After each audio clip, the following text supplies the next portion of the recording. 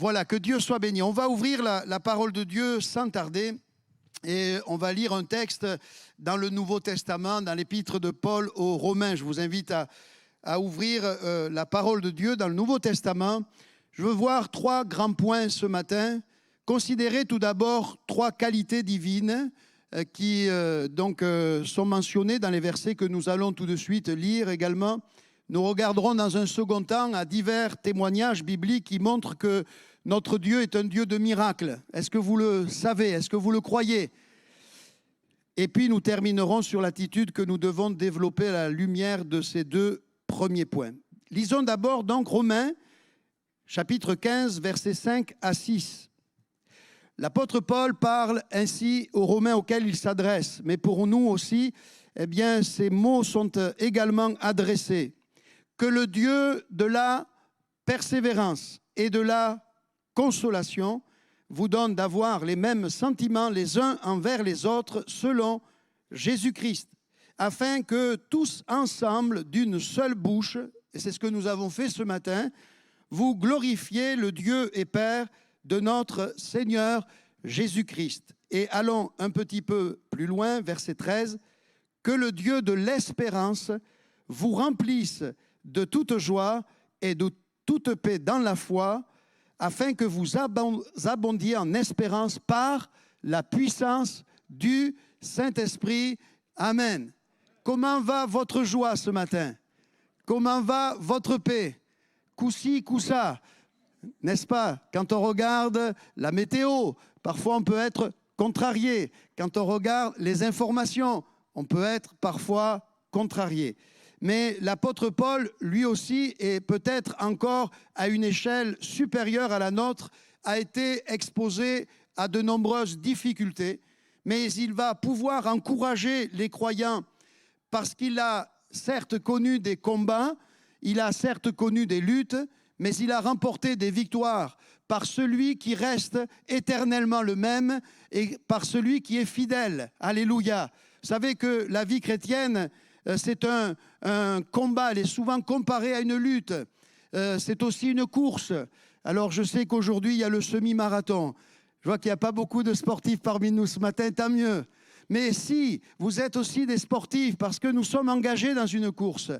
Et j'aime souvent dire que la vie chrétienne, ce n'est pas une course aux 100 mètres, un sprint, mais c'est véritablement un marathon. C'est plus encore qu'un semi-marathon. Et on n'appréhende pas la course. Vous avez un connaisseur ici, vous le voyez, n'est-ce pas? J'imagine, en tout cas, bien entendu, on n'appréhende pas le sprint comme on appréhende le marathon. C'est 42 kilomètres, c'est pas du tout la même chose, n'est-ce pas? Et la vie chrétienne, c'est un marathon. Il a été question dans un dos spirituel, d'un chemin étroit, d'un chemin resserré. Mais dans ce chemin se trouve le Seigneur. Dans ce chemin se trouve celui qui est appelé par le roi David, l'Éternel est mon berger. Est-ce qu'il est ton berger ce matin? C'est important de pouvoir affirmer avec conviction, une conviction qui est le fruit de l'action de la parole et du Saint-Esprit. Oui, l'Éternel, le Créateur de toutes choses est mon berger. Alors, la suite, nous pourrons le proclamer. Je ne manquerai de rien. Et la suite également est formidable puisqu'il est question de tout ce que Dieu fait dans la vie du croyant. Il me conduit. Il me dirige, etc. Il restaure mon âme. Vous connaissez tout ce psaume formidable. Et le roi David, à la lumière de cette redécouverte peut-être pour lui dans un moment difficile, dira... Mais au final, oui, je peux dire avec force, le bonheur et la grâce m'accompagneront, non pas de temps en temps, à la fin du mois quand le salaire tombe, non, mais chaque jour que Dieu fait, oui, le bonheur et la grâce m'accompagneront tous les jours de ma vie et je sais que j'habiterai où? Dans la maison du Seigneur. Vous savez que c'est la finalité. Il a été question de la gloire, je ne sais pas vous, mais quelle joie de pouvoir proclamer cette espérance que le monde n'a pas. Et pour nous, bien sûr, nous avons à être prêts, mais je voudrais dire ce matin que ce n'est plus le temps d'être seulement prêts. J'espère que vous l'êtes, bien entendu, Mais c'est le temps pour nous de voir des multitudes qui ne sont pas encore au Seigneur se tourner vers Dieu. Alors oui, il faut être prêt pour soi-même, pour la rencontre de notre Dieu, mais il faut être prêt aussi, alléluia, pour que de nombreuses âmes puissent se donner à Jésus-Christ et ainsi entrer dans l'espérance qui est nôtre et pouvoir ainsi chanter ces merveilleux cantiques qui nous rappellent, oui, un jour, nos yeux le verront, nos oreilles l'entendront. Je ne sais pas vous, s'il vous est arrivé de le voir, ça doit relever de l'exceptionnel, mais ça peut arriver. Je ne l'ai jamais vu, combien j'aimerais le voir, mais malgré tout, je sens sa présence. Mais quand même, on est tous d'accord avec cela.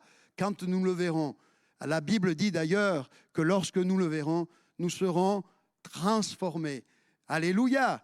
Et c'est ce que nous vivons déjà petit à petit dans notre marche avec Dieu. Nous sommes transformés, la Bible nous dit, dès à présent, de gloire en gloire. Alléluia! Comment et quand? Quand nous contemplons le Seigneur. Alors parlons quelques instants, bien que je l'ai fait déjà avec cette petite introduction, parlons de Dieu. Notre Dieu est le Dieu de la persévérance. Quand on y réfléchit quand même, on se dit oui, c'est vrai, ce que Paul dit.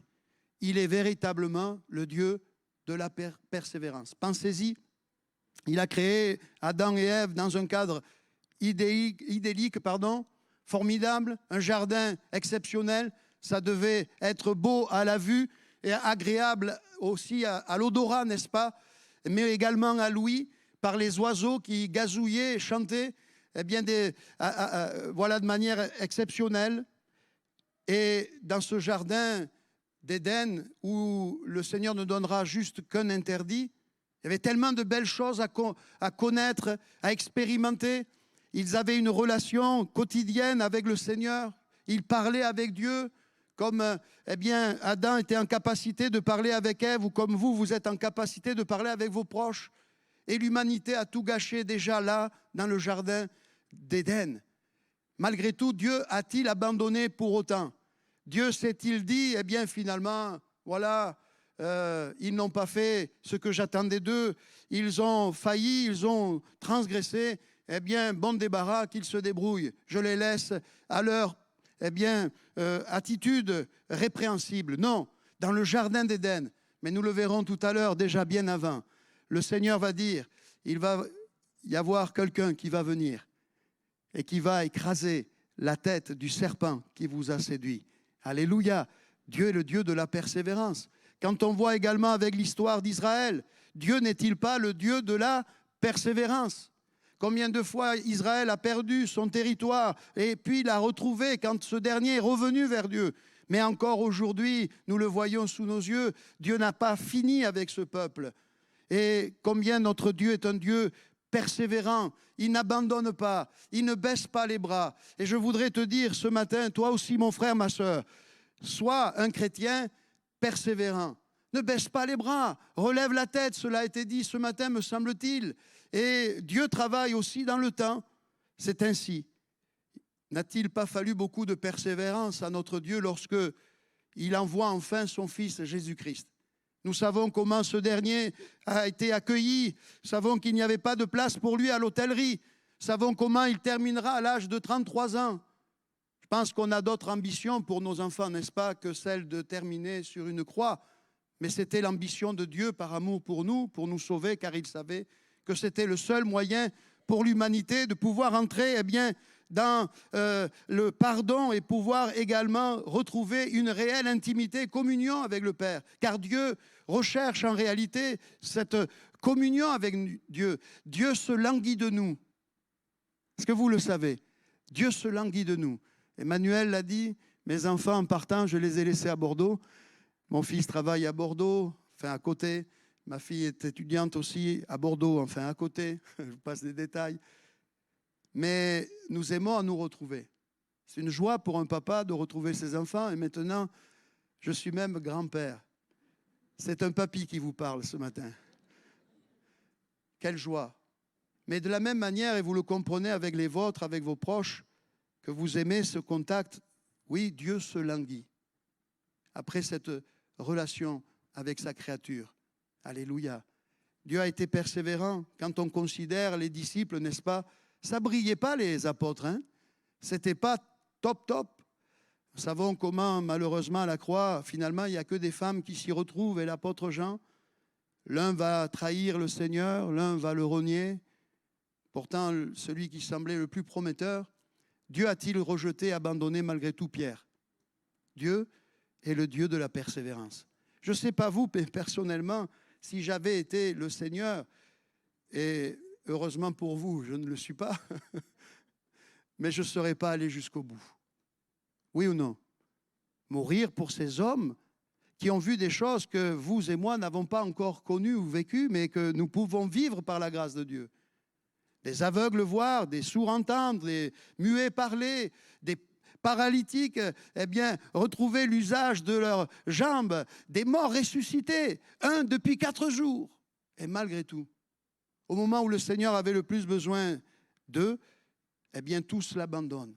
Mais malgré tout, Jésus est allé dans le jardin de Gethsémane, où il éprouve de terribles angoisses. Et vous savez que notre Seigneur avait reçu ce pouvoir que le Père lui avait accordé de donner sa vie aussi, non, de la reprendre. À tout moment, il aurait pu accepter de ne pas aller jusqu'au bout, mais parce que Dieu est un Dieu de persévérance. Et je veux vous dire ce matin, parce que je le crois, dans le jardin de Gethsémane, voyez vos visages. Alléluia. Dis à ton voisin, il voyait ton visage, ne doute pas. Alléluia. Il savait que tu allais naître au 20e ou au 21e siècle. Ne levez pas la main ceux qui sont nés au 20e siècle. Hein? Il savait. Et il est allé jusqu'au bout. Maintenant, ramenez à nos vies. Dieu n'est-il pas persévérant avec nous? Combien de fois, même parfois sans le réaliser, et malgré tout, Dieu est persévérant. Alors, n'abandonne pas la partie, mon frère, ma sœur. Ne baisse pas les bras parce que l'un des tiens ne donne pas des signes encourageants par rapport à la foi. Mais persévère comme ton Dieu persévère avec toi. Car si je suis là aujourd'hui, je le dois à la grâce de Dieu uniquement. Et récemment, il y a quelque temps déjà, ça passe, les semaines, les mois, les années. Mais à Alès, je leur disais ceci, vous savez, le jour où nous serons, si nous y serons devant le Seigneur, le jour où nous serons devant notre Sauveur, je ne crois pas qu'on se glorifiera ou se targuera de dire, voilà, c'est parce que j'étais un bon chrétien, c'est parce que je le mérite. Mais prosterné devant le roi, vous savez que là, des livres seront ouverts, prosterné devant le roi, de dire, mais Seigneur, c'est par ta grâce et ta grâce seule que je suis maintenant pour toujours dans ta présence. Alléluia. Notre Dieu est le Dieu de la persévérance. C'est également un autre attribut divin. Il y en a tellement, mais on s'arrêtera à considérer 3 dans un premier temps. C'est le Dieu de la consolation. On a bien souvent besoin d'être consolé. L'apôtre Paul dira, nous marchons non par la vue, mais par la foi. Nous n'avons pas parfois de choses, je dirais, palpables, tangibles à proposer. Dieu ne se voit pas, je l'ai dit, Dieu ne s'entend pas. Mais Dieu est pourtant réel. La parole de Dieu est la vérité. Et c'est un livre sur lequel nous avons bien raison de nous appuyer. Et je vous encourage véritablement et de plus en plus à sonder les Écritures, à lire la parole de Dieu, non pas pour faire un marathon ou vous targuer de vous livrer à un exercice exceptionnel, mais afin d'enraciner votre foi dans celui qui se révèle à travers les saintes Écritures, c'est-à-dire Dieu le Père, Dieu le Fils et Dieu le Saint-Esprit. Et oui, Dieu est le Dieu de la consolation. Il sait ce que nous endurons. Il sait ce que nous traversons. Il sait parfois la difficulté que représente le fait d'attendre une promesse qui nous a été faite. Et peut-être ça fait des années que tu as reçu des promesses, que tu as reçu des paroles de Dieu. Et 10 ans, 20 ans, 30 ans plus tard, tu ne vois toujours pas la réalisation de cette promesse. Mais Dieu est le Dieu de la consolation. Alléluia. Lorsque nous fléchissons le genou devant lui, parfois avec larmes, il nous relève toujours en séchant nos larmes et en nous encourageant. Persévère, continue. Ma grâce est avec toi. Ne baisse pas les bras. Alléluia, la victoire est là. Nous avons reçu, il y a 2 mois de cela, un pasteur, je ne dirais pas où il exerçait le ministère, mais un endroit du monde où il y a la persécution. Il a été 8 fois emprisonné. Et une fois, il a été roué de coups. Il pouvait pourtant, en tout temps, recouvrer la liberté simplement en abjurant sa foi. C'est la seule chose que ses bourreaux lui demandaient. Renie Jésus, renie ta foi. Et cet homme a refusé, bien entendu, de renier sa foi. Et un jour, on l'a roué de coups. On l'a laissé comme pendant 3 jours dans un coma. On ne s'est absolument pas occupé de lui. Bon, vous comprenez que dans cette partie du monde où il était, les droits de l'homme... Et cet homme a reçu des paroles. Et en prison, Dieu lui a dit, tu iras en Europe et tu prêcheras ma parole en Europe. Ça a pris des années, 8 fois emprisonné. Mais aujourd'hui, il est, je ne dirais pas où, mais il est en Europe, il prêche la parole et il nous a bénis. A-t-il eu raison de placer sa confiance dans le Seigneur? Oui. Alléluia. Le Dieu que nous servons, le Dieu qui se révèle dans la Bible est le Dieu de la consolation. Mais c'est aussi, comme cela nous a été rappelé par les Écritures que nous avons lues, le Dieu de l'espérance. L'espérance authentique. Parce qu'il y a parfois des gens qui rêvent. Laissons-les rêver, les pauvres, mais à un moment donné, on sort de son rêve. Et c'est parfois une cuisante désillusion. Ce n'est pas un optimisme qu'on pourrait dire naturel, l'espérance chrétienne. Non, l'espérance chrétienne, c'est une certitude que notre vie et notre avenir demeure et demeurera entièrement sous le contrôle de Dieu. Lors du déluge, le psalmiste dira, il recevra cette révélation, il était sur son trône. Vous connaissez la Bible, hein? Dieu était sur son trône. Et l'espérance chrétienne, c'est de se dire, malgré les déconvenues, malgré les épreuves que nous pouvons rencontrer, les circonstances parfois négatives et contrariantes auxquelles nous pouvons être exposés, malgré tout, nous pouvons dire avec l'apôtre Paul, pourtant en prison, je sais en qui j'ai cru. Et je sais que par vos prières et par sa grâce, je sortirai de prison, que je vous prêcherai à nouveau la parole. Ça, c'est l'espérance chrétienne. Dieu est le Dieu de la persévérance. Dieu est le Dieu de la consolation. Dieu est le Dieu de l'espérance. Et combien nous en avons besoin. Arrêtons de nous laisser influencer par les médias, par la télévision, par les informations. Arrêtez de regarder à la politique. Ça donne le tournis. Mais dites-vous, de toute façon, on ne peut rien changer. Vous savez que quelqu'un de célèbre qu'on aime à louer au milieu de nous a dit, qui de vous, par ses inquiétudes, peut ajouter une coudée à la durée de sa vie? Vous savez qui est son nom? Oui, c'est ça. Ok, on a les mêmes références. Que Dieu soit béni.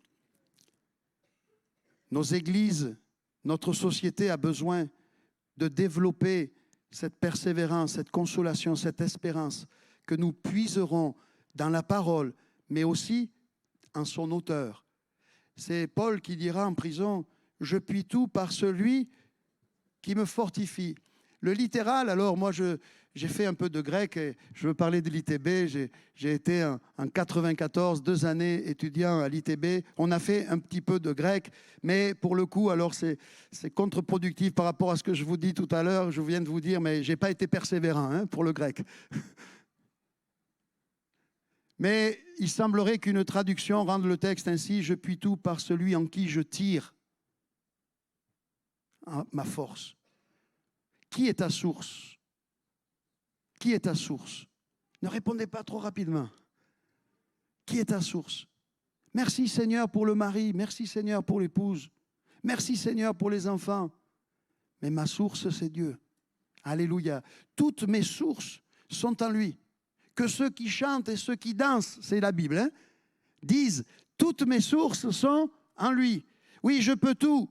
Alléluia, par celui qui me fortifie. Et combien, malheureusement, parfois, nous n'avons pas pu voir le miracle, l'exaucement, les projets de Dieu se réaliser parce que nous n'avons pas appris à cultiver, à entretenir et à développer la persévérance, à entretenir et à développer cet esprit consolateur et à apprendre aussi à développer l'espérance. Combien de projets parfois ont été tués dans l'œuf, dans des églises également, par des personnes incrédules et négatives. Vous savez qu'Israël a été privé pendant 38 ans du pays de la promesse, non pas parce que Dieu est méchant ou parce que Dieu aurait manqué de puissance à ce moment-là, mais parce que 10 sur 12 ont rendu un constat, un rapport misérable, pitoyable. Enfin, ils donnaient une part de vérité.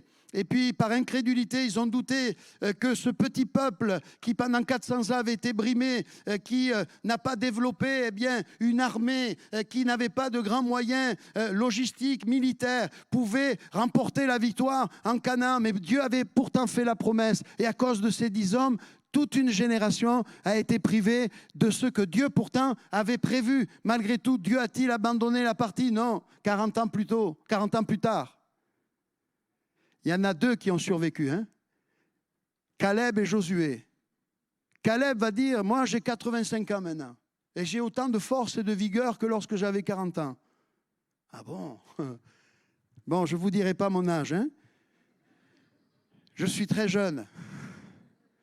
Mais on commence à éprouver quelques petites douleurs, ici ou là. On commence.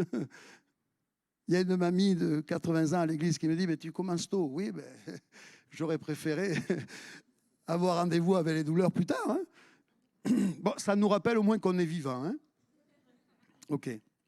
Mais Caleb dira, 40 ans plus tard, j'ai autant de force et de vigueur. Les promesses de Dieu, je les ai saisies. Et je sais que j'entrerai dans la promesse. Et c'est à de tels hommes que la grâce de Dieu, que le miracle de Dieu, que la main vers lesquelles la main de Dieu va pouvoir se mouvoir, que Dieu soit béni. Je voulais donner un exemple historique avec Corrie ten Boom qui a connu, elle et sa famille, les camps de concentration parce qu'ils avaient caché des Juifs dans leur maison aux Pays-Bas.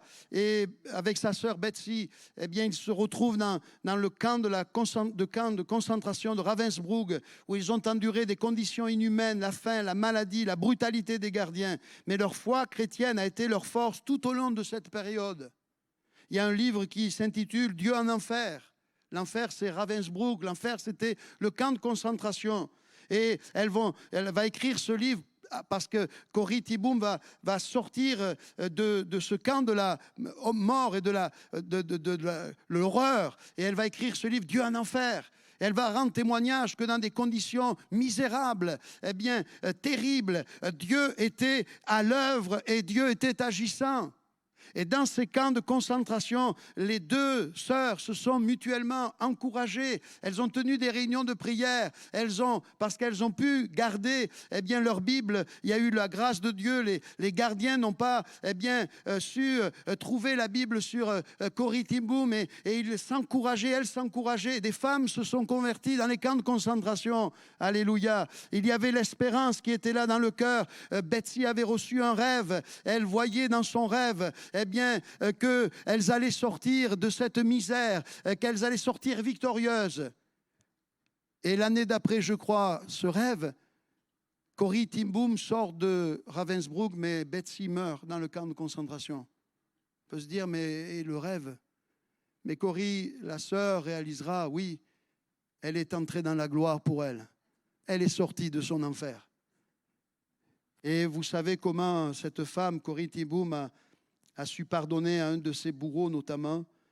Et Betsy disait, sa sœur en prison, dans les camps de concentration, « Il n'y a pas de fosse si profonde que l'amour de Dieu ne soit encore plus grand, plus profond. Et vous savez que dans le psaume 103, le psalmiste dira la chose suivante, psaume 130, « Du fond de l'abîme, je t'invoque, ô Éternel. » Du fond de l'abîme. Un abîme, c'est quelque chose qu'on ne peut mesurer, d'incommensurable. Mais le Seigneur est capable, et son amour est plus grand que l'abîme que tu traverses, que la douleur que tu connais. Mais je voudrais dire ce matin que notre Dieu est entré avec nous dans l'abîme pour nous en sortir. L'Évangile, c'est un message formidable qui nous montre un Dieu qui vient vers nous pour nous sortir, alléluia, de notre misère. Oui, nous avons passé par l'eau et le feu. Oui, c'est vrai. Mais le Seigneur nous en a tirés pour nous donner l'abondance. À lui soit la gloire. Alors, le Seigneur veut nous encourager ce matin à persévérer et à continuer à nous appuyer sur Dieu. Je disais que nous allions maintenant voir que Dieu est un Dieu de miracles par des exemples bibliques et c'est la pensée pour nous ce matin que je voulais partager de s'attendre au miracle de Dieu, même s'il tarde. Cette promesse, vous la connaissez dans Malachie, si elle tarde, Habakkuk, attends-la car elle s'accomplira. Elle marche vers son terme. Connaissez comment commence la Bible au commencement. Au commencement, Dieu créa les cieux et la terre. Commencement. Mais avez-vous déjà réfléchi à ce verset en ce sens? Au commencement de quoi? De la création. Mais avez-vous réfléchi, et avant la création, qu'y avait-il? Combien de temps s'est-il écoulé? Alors, on ne parle pas de temps avant la création, puisque le temps est lié à l'espace, l'espace-temps. Mais on parle du temps de Dieu, qui est l'éternité. Il s'est passé des choses avant la création. La création du monde angélique, on pense, il y a un texte, je ne vais pas le rechercher pour vous, mais qui semble l'indiquer. En tout cas, il y a un autre texte qui dit qu'avant la fondation du monde, j'avais dit qu'on y viendrait sur ce verset, si vous avez bonne mémoire, la Bible dit avant la fondation du monde, avant la création de l'univers, avant la création de la terre, avant la création des végétaux, des animaux, avant la création de l'être humain, du genre humain, avant la création de toutes ces choses que nous aimons à voir et à contempler, Dieu avait prévu Golgotha. Avant la fondation du monde, le Père et le Fils s'étaient accordés pour qu'au moment de Dieu, au temps de Dieu, son Fils soit envoyé. Selon les scientifiques, la Terre aurait été créée il y a 13,8 milliards d'années. Je ne vais pas rentrer dans un débat, mais en tout cas, il y a eu un début. Et avant ce commencement, il y a eu un temps qui s'est écoulé. Vous allez me dire, mais où il veut nous amener? Eh bien, je veux vous amener au fait que lorsque Dieu décide quelque chose, en son temps, ce quelque chose se réalise et se manifeste. Aussi fou que cela soit l'univers. Il y a un texte biblique qui dit qu'il compte les étoiles et qu'il leur donne à toutes des noms. Et qui continue ainsi, c'est un psaume, combien notre Seigneur est grand. Vous imaginez? Des fois, nous n'arrivons pas à retenir la date de naissance de nos enfants ou petits-enfants. J'aime parfois poser la question au papy, mamie, quand est-ce qu'il est né ton petit-fils? Ah, chérie, notre Seigneur, il compte le nombre des étoiles et il leur donne à toutes des noms. Notre Seigneur est grand. Et au temps de Dieu, ce qui était impossible, improbable, ce qui était bloqué depuis longtemps, depuis peut-être des années, se dénoue, se débloque. Et quelque chose d'exceptionnel se produit. Combien nous avons besoin du miracle? Chaque jour. Vous savez, marcher avec Dieu au XXIe siècle, enfin de tout temps, mais en particulier aujourd'hui, ça relève du miracle. Certains disent, ils sont en dehors de nos rangs. Oh, la foi, c'est pour les faibles. Vous croyez que la foi, c'est pour les faibles? Enseignez-leur à observer tout ce que je vous ai prescrit. L'observation de tout ce qui nous est prescrit. Aimez ceux qui vous maltraitent, vous maudissent, vous pardonnez. Ah non, pasteur, là, calmez-vous. Hein. Oui, ça relève du miracle.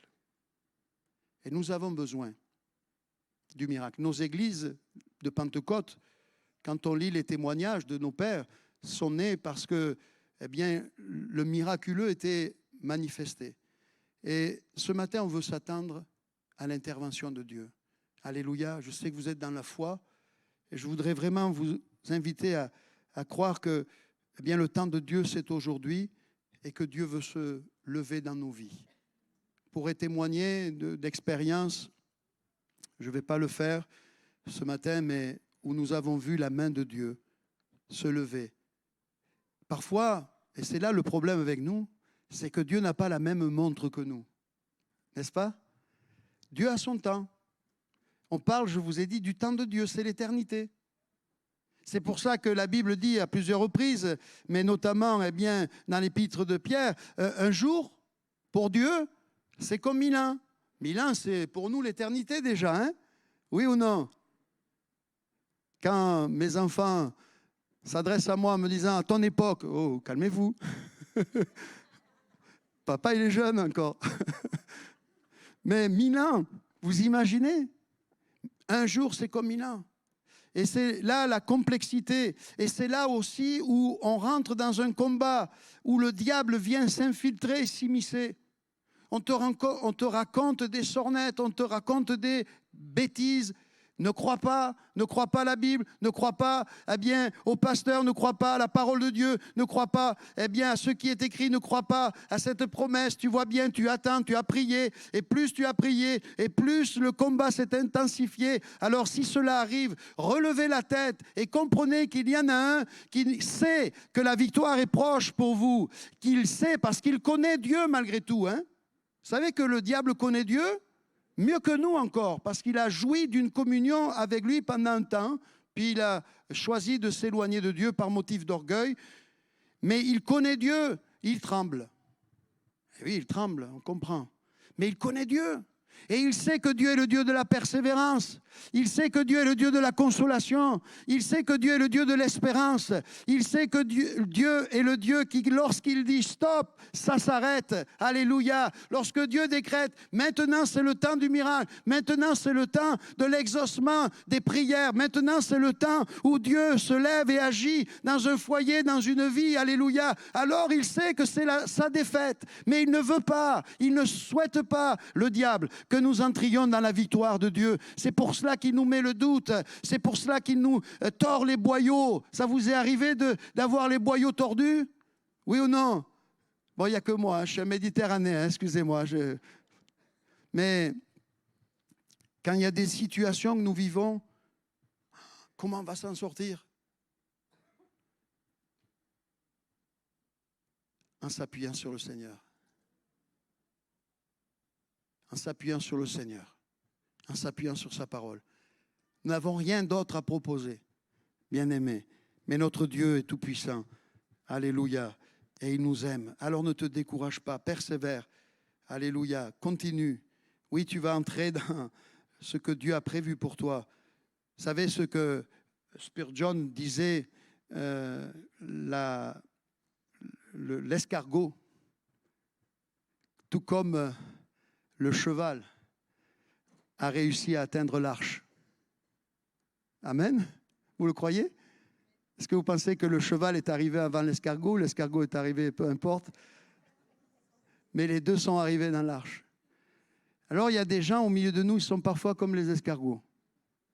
Mais l'essentiel, c'est d'avancer. Ne jugeons pas. Hein? Ne jugeons pas. Mais la sœur, ne juge pas.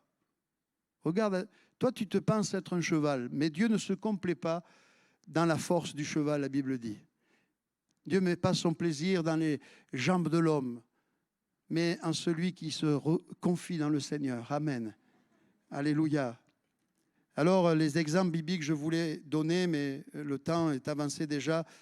Genèse 16, verset 5 et Genèse 17, verset 1. On enchaîne ces versets quand on lit la Bible, mais en fait, il s'est écoulé 13 années entre Genèse 16, verset 15 et Genèse 17, verset 1. Donc il y a juste, voilà, excusez-moi, je vais ouvrir la Bible. 13 années se sont écoulées entre ces deux versets. 13 années où la promesse ne vient pas. Les années passent, papy Abraham, il a quand même quelques semestres dans les jambes. Hein. Ça fait quelque temps qu'il est né. Hein. Et puis, si vous enchaînez, il s'enchaînent les versets. Hein. 13 années de silence, Dieu ne parle pas. 13 années d'attente. Quand on n'entend pas la voix de Dieu, quand c'est des années parfois de désert et aussi peut-être de conflit. 13 années de remise en question, d'incompréhension, de doute certainement.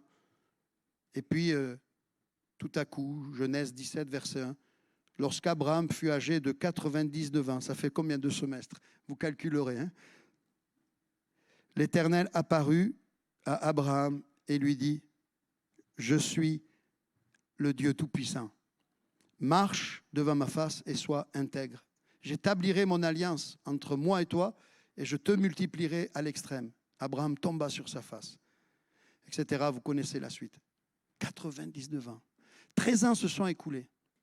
Mais il avait quand même 99 ans. On sait que ça faisait plus longtemps encore que ces 13 années que Dieu avait fait la promesse. Et vous connaissez ce qui s'est passé avec Agar. C'est d'ailleurs ce que relate le chapitre 16. Et c'est possiblement pour cela qu'il y a eu 13 années de silence. Mais Dieu est le Dieu de la persévérance. Dieu est le Dieu de la consolation. Alléluia. Dieu est le Dieu de l'espérance. Et Genèse 17, lorsqu'Abraham fut âgé de 99 ans, il attendait la gloire certainement. Hein. C'est bon maintenant. Et le Dieu Tout-Puissant se présente à lui. Notre Dieu est le Dieu Tout-Puissant. Vous savez ce que ça veut dire, Tout-Puissant, hein? Qu'il peut tout. Et vous savez que Jésus dira à ses disciples avant de quitter la terre pour rejoindre la gloire, d'où il était depuis toujours, il dira tout pouvoir m'a été donné dans le ciel et sur la terre. Alléluia. Prenez courage, dira-t-il ailleurs. Hein? Alléluia. Dieu rappelle au vieil homme certainement désespéré, au vieil homme qui certainement avait baissé les bras, au vieil homme qui certainement s'était résigné et qui avait accepté que rien ne changerait pour lui. Dieu lui rappelle, je suis le Tout-Puissant. Ça ne se discute pas. Ça ne se prouve pas. On doit l'accepter. Alléluia. Et à partir de là, Abraham a saisi la promesse. A-t-il eu raison? Vous vous rendez compte quand même, quand on lit ces textes, Abraham a vécu en quelle année? Vous le savez? Il est né en 1975, 2002. Bon, il y a quelques années en arrière. Hein? On parle de 2000 ans avant Jésus-Christ. Hein? 1900, 2000 ans avant Jésus-Christ, c'est un peu compliqué à dater précisément. Ça fait donc 4000 ans que ces textes, que cette expérience a été vécue. 4000 ans après, je vous pose la question. Est-ce que si Abraham venait ici, on ne le fera pas, on ne croit pas à tout ça, hein? Si, ne me jugez pas. Est-ce que Abraham pourrait vous dire et vous encourager, j'ai eu raison de croire à ce Dieu-là, parce qu'aujourd'hui, regardez mon peuple, mes descendants, Dieu ne les a pas oubliés. On parle d'Israël ici, hein? Alléluia. Et voyez-vous, je vais vous dire comme ça me vient, mais il y a plus grand que nous quand Dieu choisit d'agir dans nos vies. Ce que je veux vous dire par là, c'est que Dieu ne veut pas agir pour vous seulement. Bien sûr, il vous aime, c'est vrai, soyez-en convaincus. Mais n'en abusez pas non plus, parce que ne restez pas à ce stade seulement. Mais comprenez que l'amour de Dieu est là pour faire de vous un homme, une femme aguerrie. Et c'est dans l'épreuve, c'est ainsi les études. Est-ce que vous avez apprécié? Non, c'est pour ça que beaucoup ont fui les études, hein, très tôt. Mais c'est dans les études qu'on se forme. Hein, c'est dans les premières années d'expérience professionnelle qu'on apprend les métiers, qu'on apprend, qu'on s'aguerrit, etc. Ce n'est pas les années les plus glorieuses. Hein. Dans les études, on vous dit, mais après ce diplôme, tu vas toucher 5-6 000 euros et puis vous êtes au SMIC. Bon, comme la personne, bon, je ne veux rien dire, mais voilà. Tu te formes. Et puis le moment venu, alléluia. Et nous, c'est pareil, la foi, c'est un temps difficile, mais il y a plus grand que nous. Et on veut voir au-delà. Quand déjà nous voyons nos enfants se tourner vers Dieu. Je vous dis que je suis là maintenant, la génération même d'après. Bon, ils sont tout jeunes, hein, mais déjà je prie pour eux. Hein. Alléluia. Vous savez que Dieu dit, ceux qui croiront en moi jusqu'à la 1000e génération. Ça en fait hein, des petits descendants. Hein. Alléluia. Il y a plus grand que nous. Et c'est pour cela qu'on veut expérimenter le secours de Dieu. Amen. On ne va pas regarder d'autres exemples bibliques, mais on aurait pu parler des 40 ans d'attente de Moïse, ce grand homme pourtant, un homme exceptionnel, qui avait appris dans les meilleures écoles de l'époque, qui était déjà un dirigeant en Égypte. Et Dieu va dire, bien écoute, tout ça, c'est du vent, ça ne me sera pas utile pour ce que j'ai prévu pour toi. Et il va l'envoyer 40 ans à Madian, où il va gérer un troupeau de brebis, de chèvres et de boucs. Quelle grande carrière. Mais moi, je suis destiné à plus grand que tout ça, Seigneur. Mais il est fidèle, il fait ce que... Et puis quand Dieu l'utilise, il dit à Dieu, mais qui suis-je? Mais justement, c'est là où tu es mon candidat. C'est là où je vais pouvoir enfin travailler. Parce que tu vas apprendre, et tu as appris à ne plus t'appuyer sur toi, mais à t'appuyer sur le Seigneur. Alléluia. Bon, on passe, il y avait d'autres choses à voir. J'en viens à mon dernier point, et peut-être l'équipe de louange, vous pouvez bien vous approcher. Je ne sais pas comment vous êtes habitués après le message, mais je voudrais qu'on puisse prendre le temps de prier, qu'il y ait peut-être de la musique. Et ma prière pour vous et pour nous, c'est que nous soyons dans l'attente. Acte 3, il y a un boiteau du temple, et c'est le temps de Dieu. On m'a appris, je ne sais plus quel professeur à l'ITB, mais nous disait que certainement Jésus est passé devant ce boiteux parce qu'on le conduisait tous les jours au temple. Tous les jours. Et donc Jésus a dû passer devant lui, mais il ne l'a pas guéri. Vous savez que Jésus n'a pas guéri tous les malades. Et les apôtres, Pierre, Jacques, eux aussi, montent au temple. C'était leur habitude, ils allaient comme à l'ordinaire. À l'heure de la prière, c'est bon d'être là, dans la maison de Dieu, à l'heure de la prière. Alléluia. Ils montent au temple plusieurs fois. Mais là, ce jour-là, allez savoir pourquoi. Pierre va voir à nouveau ce boiteux. Il le considère différemment. Il reçoit une parole certainement de connaissance, de foi. Il y a bien dans son cœur une assurance, une certitude. Maintenant, c'est pour ce boiteux, le jour de sa délivrance, le jour de sa guérison, le jour où je vais agir et ses chevilles faibles depuis sa naissance vont se remettre à s'affermir et vont se remettre à marcher, vont se mettre à marcher. Alléluia. Enfin, vous m'avez suivi, hein? Alléluia. Et l'apôtre Pierre dira, je n'ai rien à te donner. Je n'ai ni argent ni or.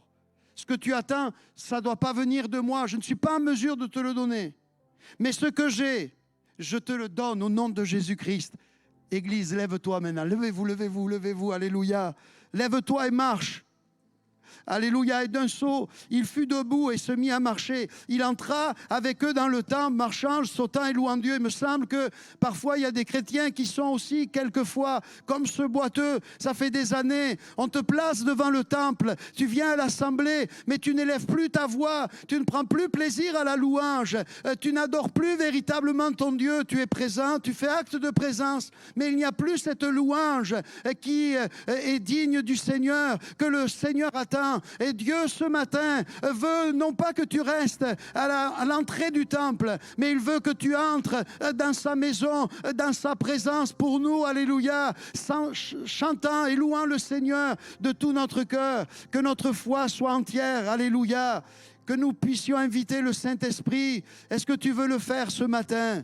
Est-ce que tu veux inviter le Saint-Esprit dans ta situation à guérir ce qui a été peut-être blessé ou abîmé, même par toi peut-être? Il est capable de réparer nos infidélités. Alléluia. L'oreille que Pierre a coupée. Pourquoi a-t-il coupé l'oreille? Pourquoi parfois nous agissons de telle ou telle manière?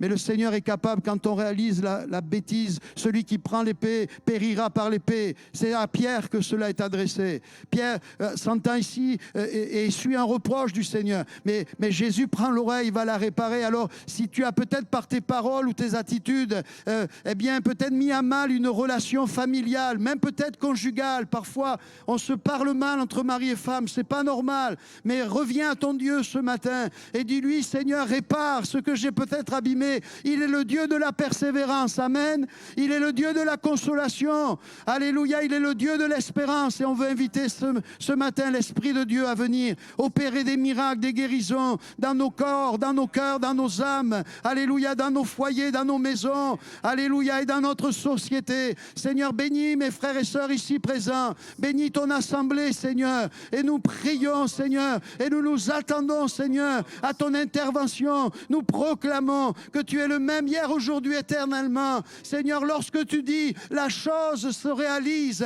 ton bras n'est pas court, Seigneur. Et ce matin, notre prière, c'est que ta main se pose sur nos vies, c'est que ta main se pose sur des situations complexes, difficiles, délicates, périlleuses même, ou peut-être la mort a été prononcée. Mais Seigneur, tu es le Dieu Tout-Puissant, alléluia. Et nous invitons, oui, le Saint-Esprit sur toutes ces plaies béantes. Et nous prions qu'au nom de Jésus, elles se referment et que nous puissions témoigner. Oui, je suis passé par l'eau. Oui, je suis passé par le feu. Mais le Seigneur m'en a tiré pour me donner l'abondance. Viens visiter tes enfants au nom de Jésus. Viens toucher nos corps, nos âmes, nos esprits. Lève-toi, Seigneur, dans nos familles. Bénis cette ville, glorifie-toi dans notre pays, Seigneur. Nous ne voulons pas le maudire, nous voulons le bénir au nom de Jésus. Et nous voulons, Seigneur, que tu nous envoies vers ce monde que tu veux sauver, que tu veux libérer. Alléluia, au nom de Jésus, glorifie-toi. Amen. Alléluia.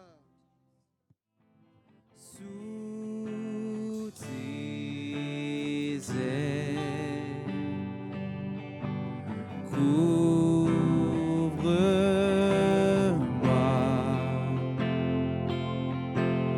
par ta main puissante, et même si les océans se déchaînent, je les traverserai avec toi.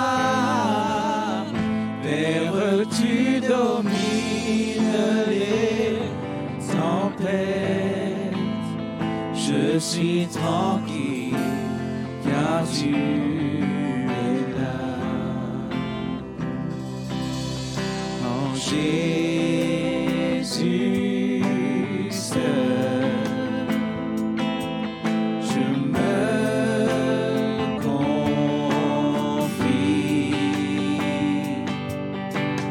Il me donne force, calme et puissance. Même si les océans se déchaînent, je les traverserai avec toi. Père, tu domines les tempêtes, je suis tranquille